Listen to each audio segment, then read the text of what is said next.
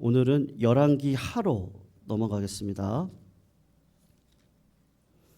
14장 23절에서 29절입니다.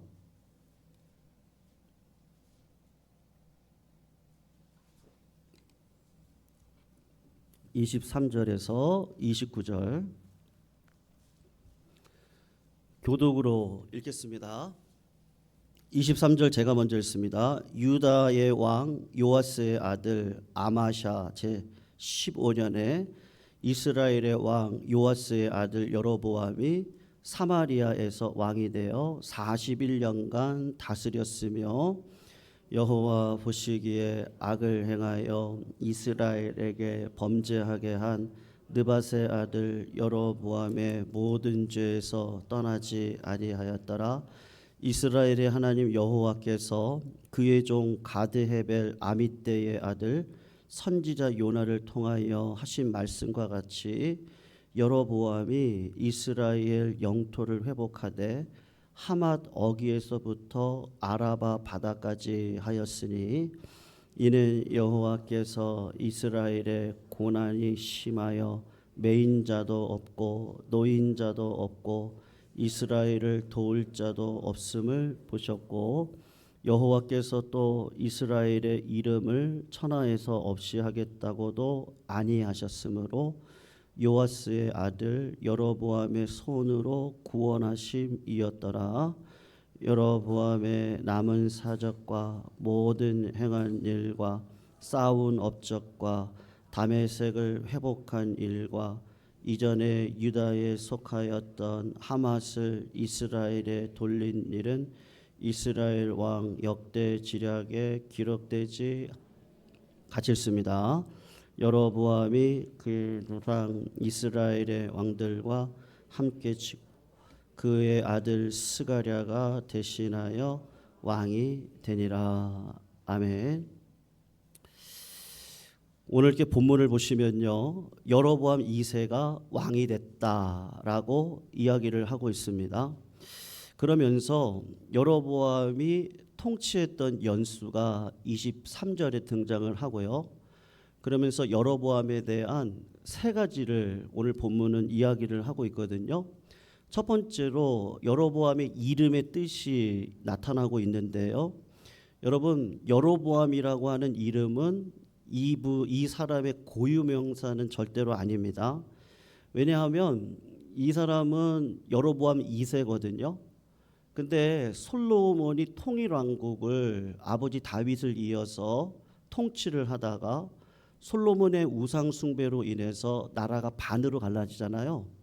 그러면서 남쪽 유다는 솔로몬의 아들인 르호보암이 다스리고 북쪽 이스라엘은 여로보암이 다스린단 말입니다. 그러니까 북쪽 이스라엘의 태생의 초대 왕이 누구냐 하면 여로보암이란 말입니다. 그러니까 역사 속에서 여로보암 1세가 있고 오늘 본문에 등장하는 여로보암은 2세라는 것을 우리가 알 수가 있는 것이죠. 그러니까 아버지가 요아스인데 이 요아스가 아들 여로보암을 낳았을 때 그 아들의 이름을 여로보암이라고 이름을 지었던 이유가 뭐냐 하면 아마 이스라엘의 초대 왕이었던 여로보암을 생각하고 이 초대 왕처럼 네가 되었으면 좋겠다라고 하는 의미에서 분명히 지었을 거란 말입니다. 그래서 여로보암이라고 하는 의미가 뭐냐 하면 백성을 번성케 하다라는 뜻을 가지고 있습니다.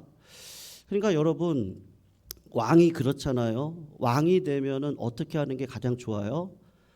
나라를 평안하게 하는 게 굉장히 중요하고 백성들을 먹고 살게 해줄 수 있는 것이 왕의 굉장히 중요한 역할이란 말입니다. 그러니까 아버지 요아스가 아들을 낳고 이 아들의 이름을 여로보암이라고 이름을 지었던 이유는 야, 네가 나를 이어서 왕이 될 것인데 네가 백성들을 번영케 하는 자가 되었으면 좋겠다. 그렇게 부모가 아이의 이름에 부모의 소원을 담아서 이름을 지었는데 초대 왕이었던 여로보암의 이름을 그대로 따다가 지었단 말이죠. 그래서 여로보암 2세라는 것을 우리가 알 수 있고, 두 번째로는 여로보암 2세의 통치 기간을 오늘 본문이 알려주고 있어요. 23절을 보면은 뭐라고 얘기하죠? 그 뒤를 보시면요, 여로보암이 사마리아에서 왕이 됐는데 몇 년을 다스렸다고 이야기를 하고 있습니까? 41년을 다스렸다라고 이야기를 하고 있습니다. 여러분, 목회도 그렇거든요. 목회를 40년을 목회한다는 건 굉장히 위대한 일입니다. 제가 단임 목회를 해보니까 10년도 위대하고 20년도 위대한데 40년을 하셨다? 아마 개척하셔서 교회를 세우고 젊은 시절에요. 그리고 70에 은퇴를 하시면 한 40년을 하실 수 있겠죠. 그러니까는 30에 부임을 해도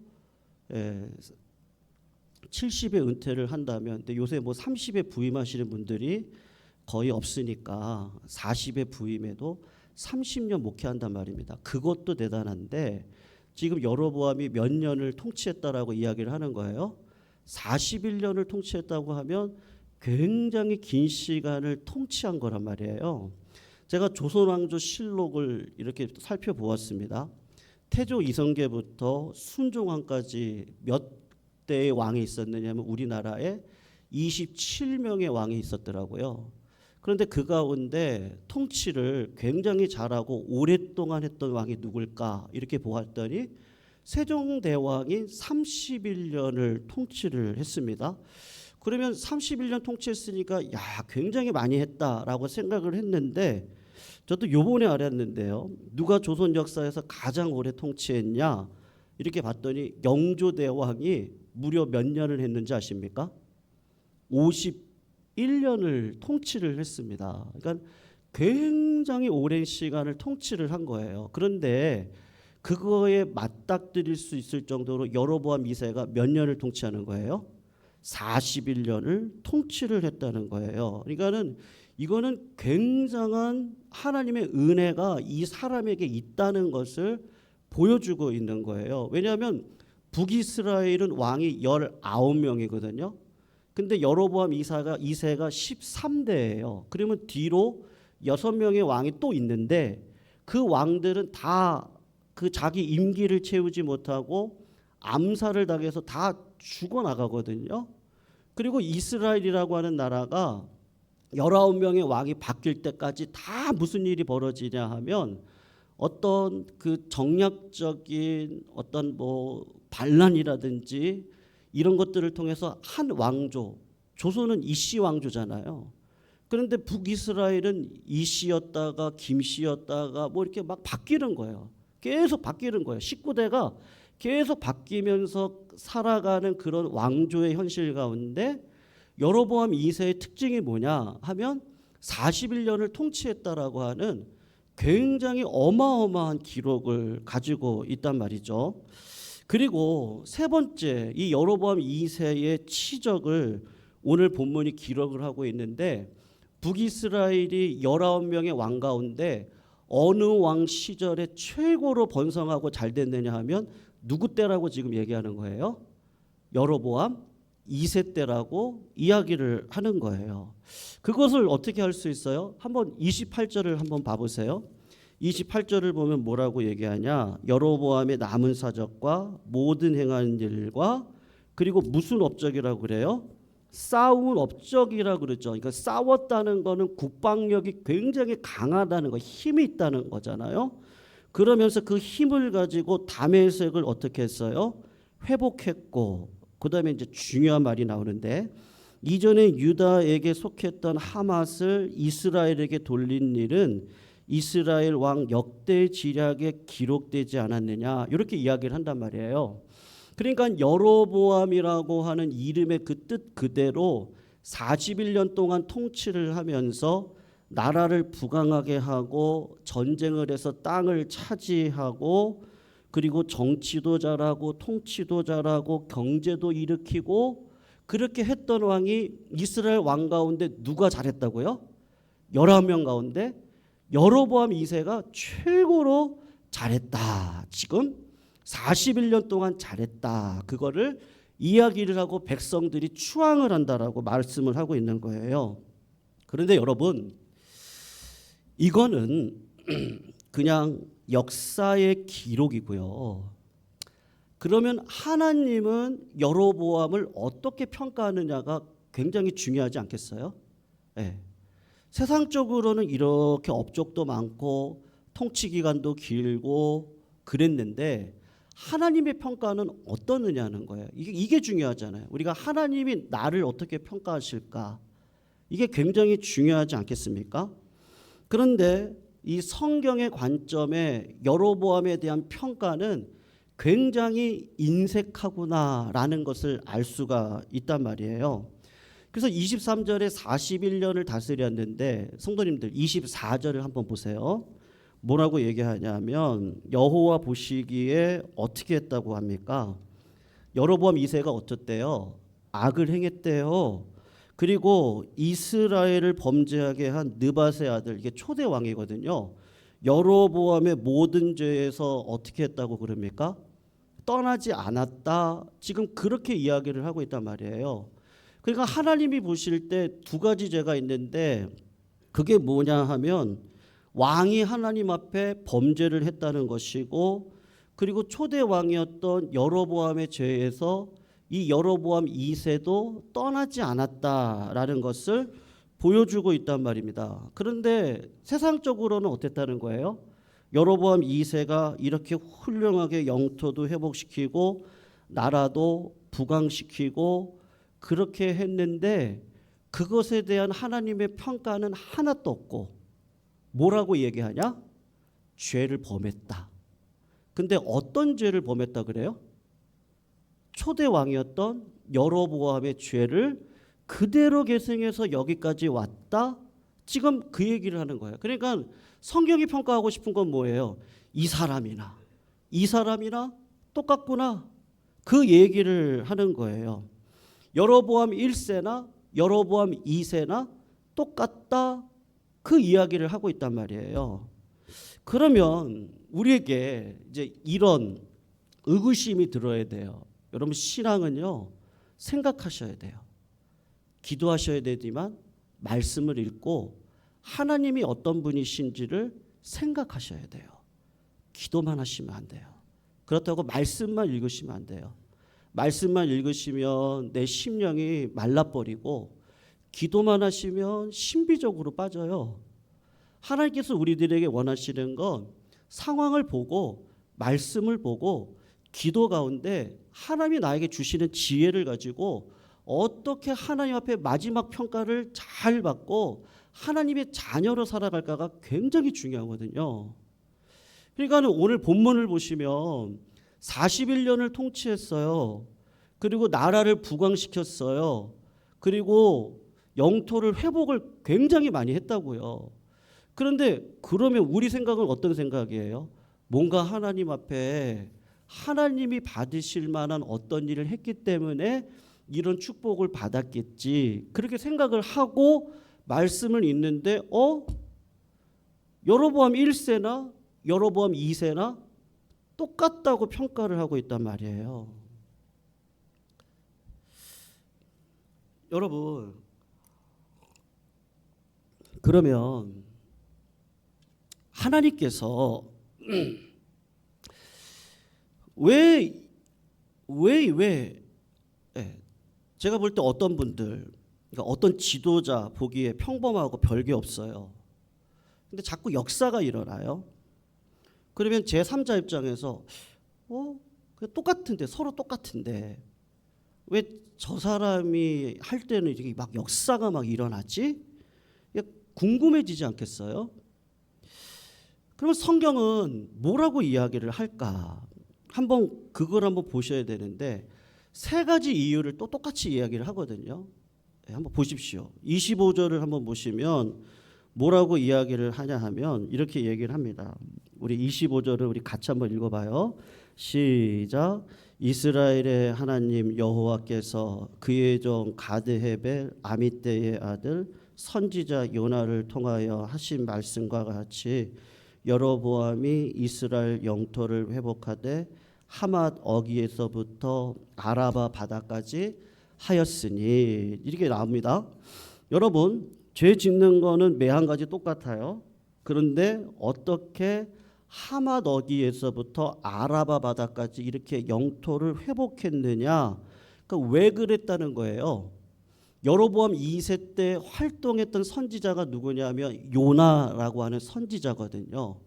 그러니까 이런 일이 일어나기 전에 이 일은 사람의 공로나 그 사람의 행위나 그 사람의 땀 흘림으로 인해서 내가 영토를 회복시켜 줄 것이 아니라 미리 요나 선지자를 통해서 예언을 주심으로 이 땅에 대한 영토에 대한 회복은 누가 하신다는 거예요? 하나님께서 하신다는 것을 말씀하고 있는 거예요. 이스라엘 하나님 여호와께서 그의 종 가드 헤벨 아미떼의 아들 선지자 요나를 통하여 하신 말씀과 같이, 그러니까 하나님이 주어가 되셔서 누구를 쓰시는 거예요? 여로보암이 이스라엘의 영토를 회복하되 하맛 어귀에서부터 아라바 바다까지 회복을 할 것에 대한 이야기를 하고 있단 말이에요. 그러니까는 여로보암이에요, 하나님이에요.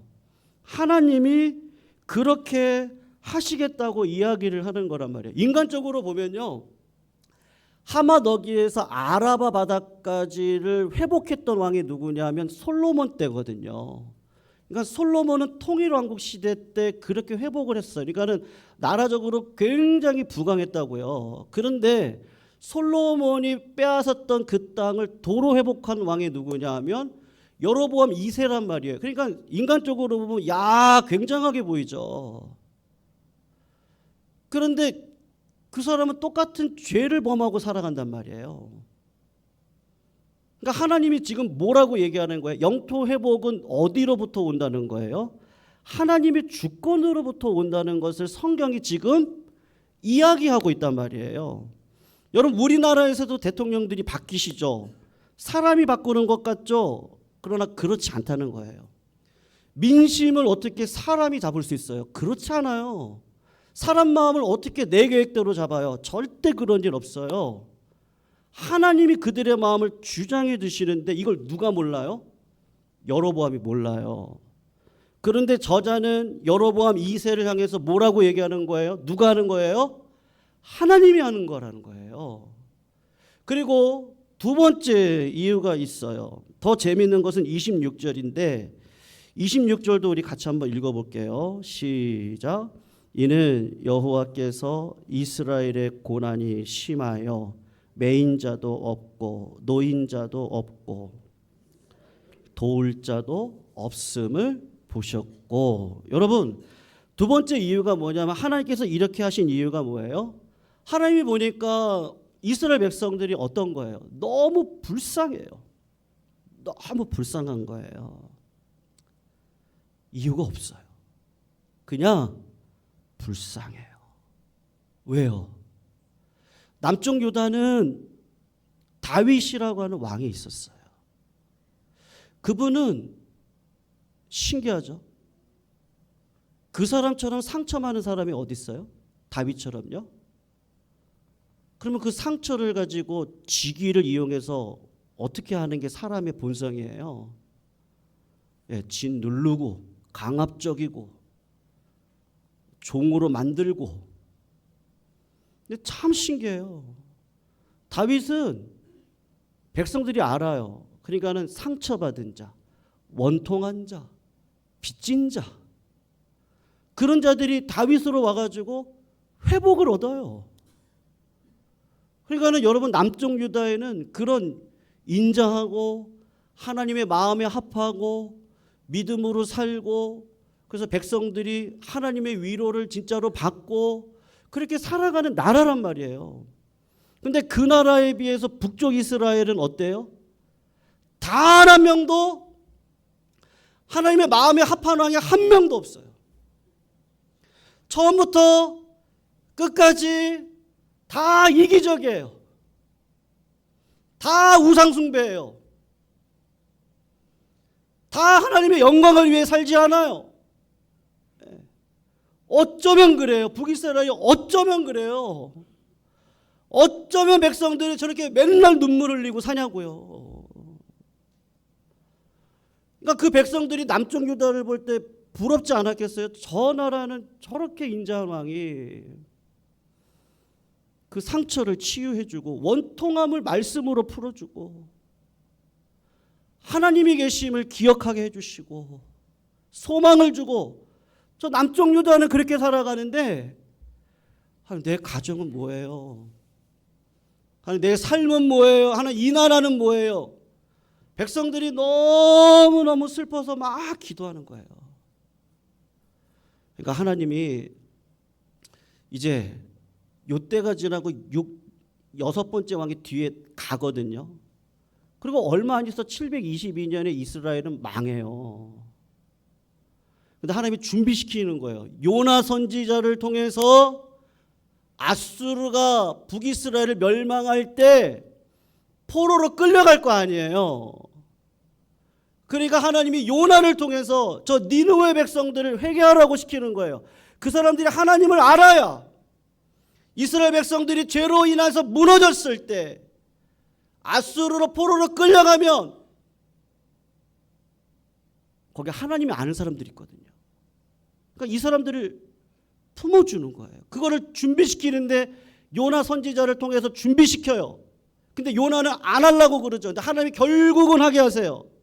그리고 또 하나, 요나 선지자를 통해서 영토를 이렇게 회복하는 게 여로보암이 뭐가 잘나서 그런 게 아니고, 하나님 보시니까 이 백성을 보니까 너무 불쌍한 거예요. 너무. 하나님이 어떻게 하시는 거예요? 성도님들, 암에 걸렸다가 굉장히 호전이 될 때가 있죠.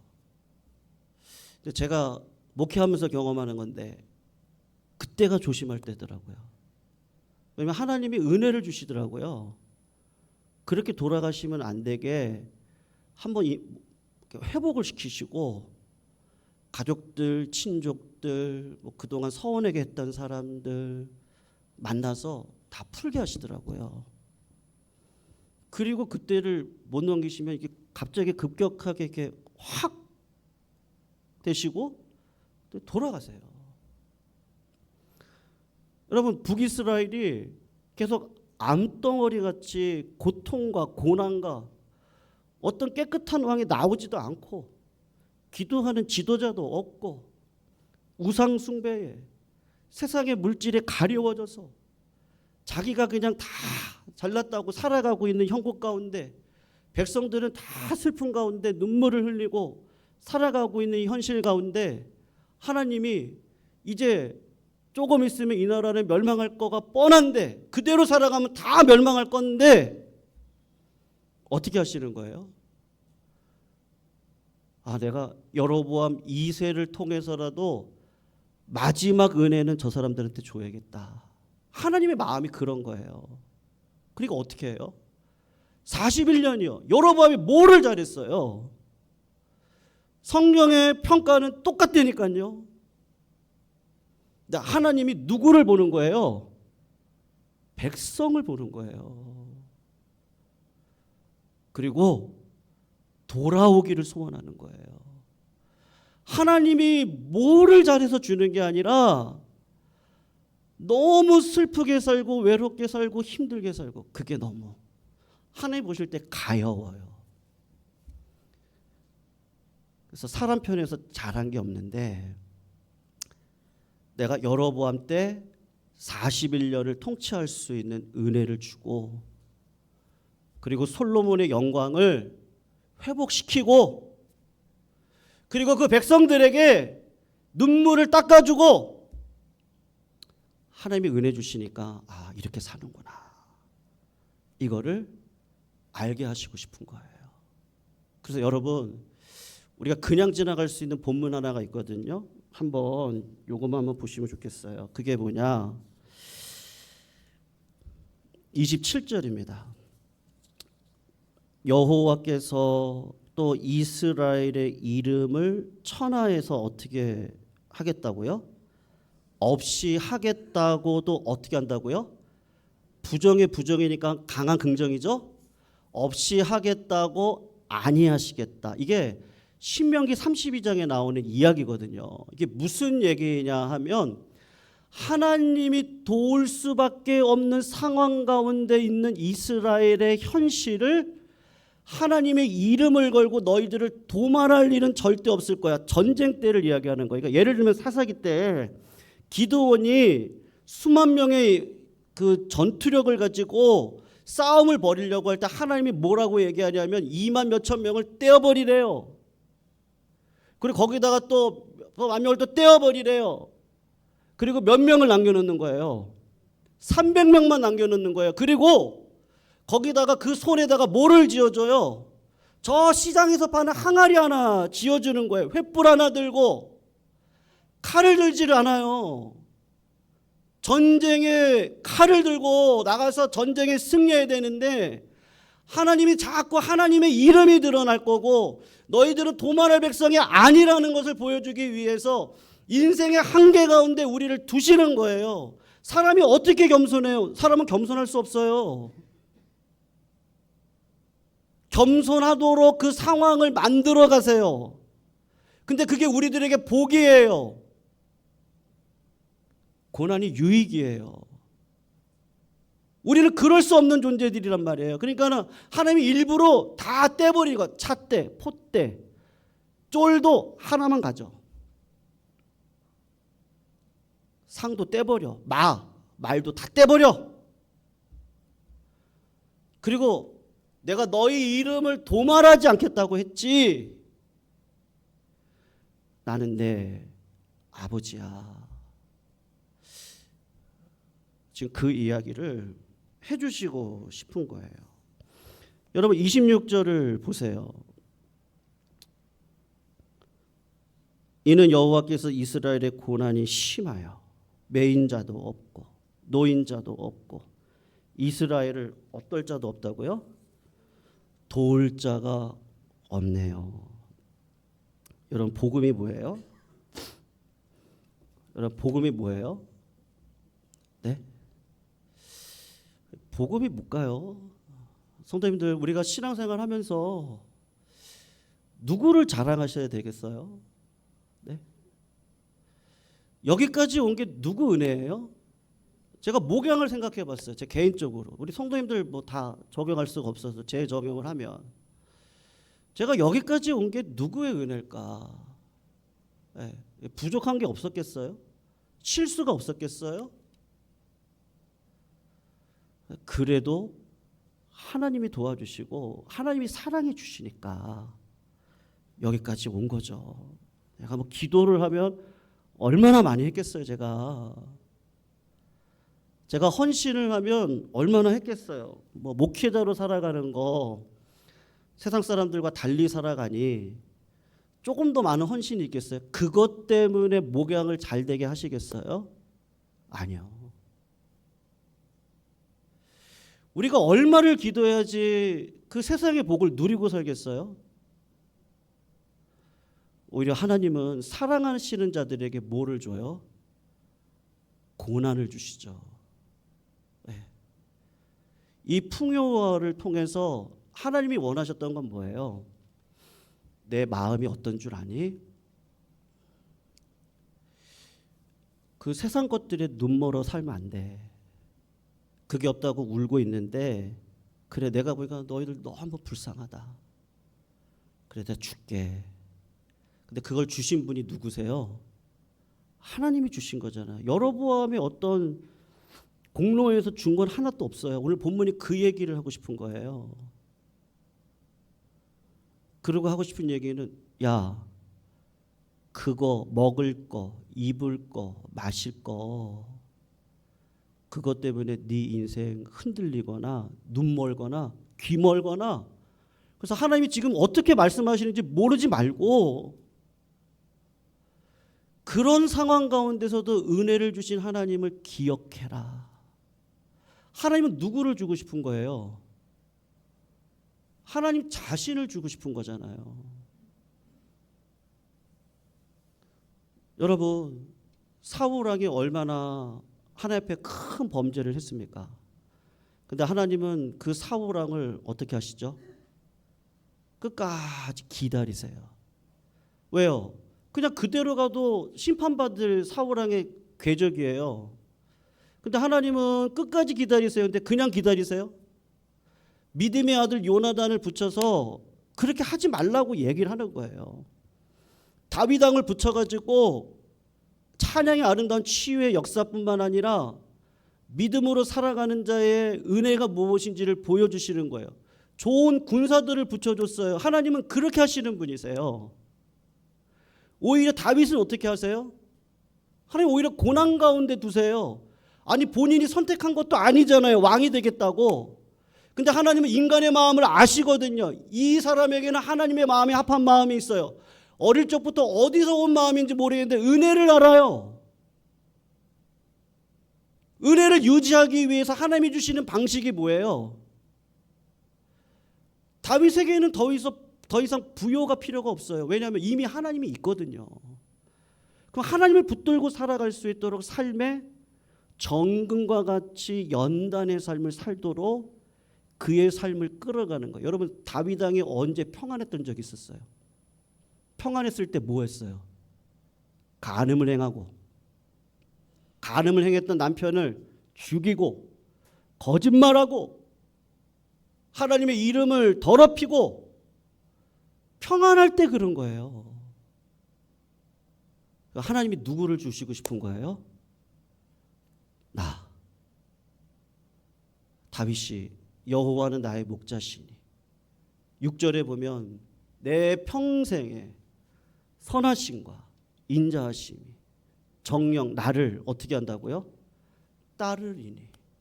내 인생을 보니까 그때 돌에 맞아 죽었어야 돼요. 근데 하나님이 내 회개를 받아주시고 나를 살려주셨어요. 내가 한 게 아니라 다 하나님이 능력 주시고 은혜 주셔서 여기까지 왔던 거예요. 그러니 여러분, 2000년 전의 십자가 사건은 얼마나 대단한 거예요. 가난에 처할 줄도 알고 풍부에 처할 줄도 알아. 내게 능력 주시는 자 안에서 내가 모든 것을 할 수 있는데 예수님 한 분만으로 충분하구나. 성도님들, 문제 없는 사람이 어디 있어요? 올라갈 때가 있으면 내려올 때가 있잖아요. 내려올 때가 있으면 또 어떤 소망이 있어요? 올라갈 때가 있다는 걸 또 우리가 기억해요. 우리가 날마다 강건할 수 없잖아요.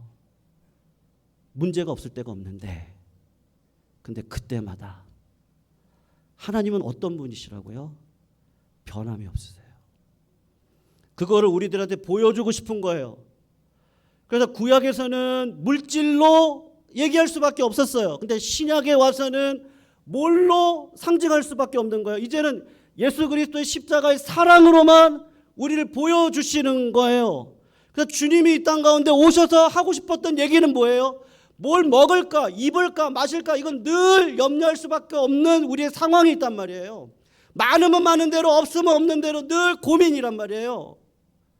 그럼에도 불구하고 누가 우리를 붙들어 주세요? 하나님이요. 그래 교만할 수도 없고, 그렇다고 비하감을 가지고 살아갈 필요도 없고, 다 하나님의 은혜네요. 사랑하는 성도님들, 오늘도 그런 은혜가 있으시기를 주님의 이름으로 축원합니다.